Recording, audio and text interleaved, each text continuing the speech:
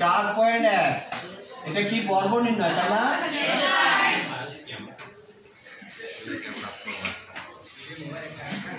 বর্গ নির্ণয় একের কত নাম্বার?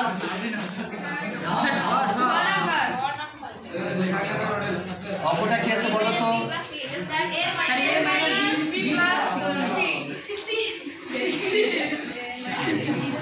আচ্ছা দেখো, এত এর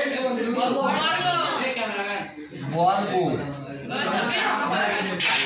এতের বর্গ a minus B plus C তারে অল স্কয়ার, তাই না?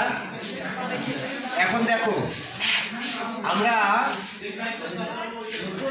যে কোনো দুটাকে এ বানাবো আর একটাকে আমরা অন্য দুইটা সূত্রে এই অঙ্কটা করতে পারবো, কিন্তু আমরা আগে যে কোনো দুটাকে যদি এ বানাই, দেখুন এ মাইনাস বি,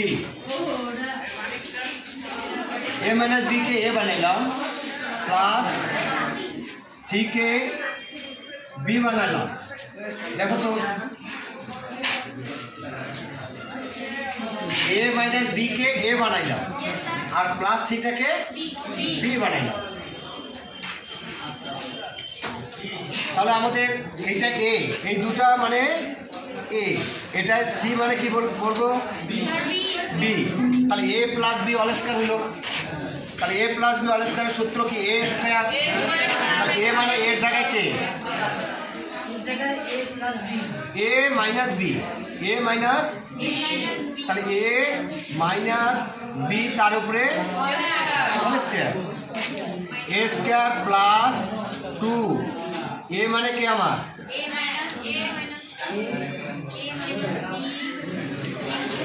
বি মানে সি প্লাস বি মানে সি স্কয়ার। এটা কি বুঝতে পারছো? এটা বুঝতে পারো না? সূত্র আমার A plus B all square. তাহলে A plus B all square সূত্র কি? A square plus 2 A into B plus B square. তাহলে এখানে আরেকটা সূত্র হয়েছে না? আরেকটা কি সূত্র হলো? এ মাইনাস বি অল স্কয়ার। তাহলে এ মাইনাস বি অল স্কয়ার সূত্র কি? A square minus 2 A B plus B square, তাই না? তাহলে এটার সূত্র হলো আমার এটা।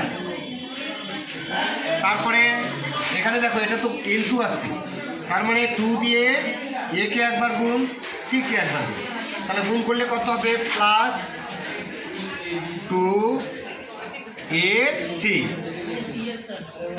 আবার এই সাইন দিয়ে এই সাইনকে গুণ করলে কি হবে? প্লাসে মাইনাসে minus 2 B C plus C square. তাহলে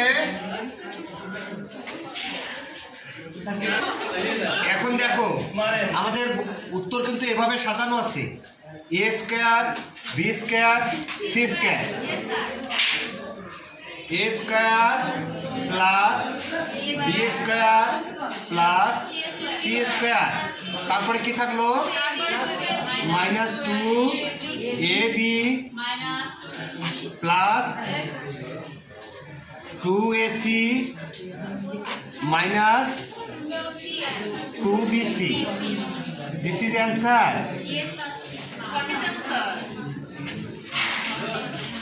বোঝা গেছে? কার কোনো সমস্যা?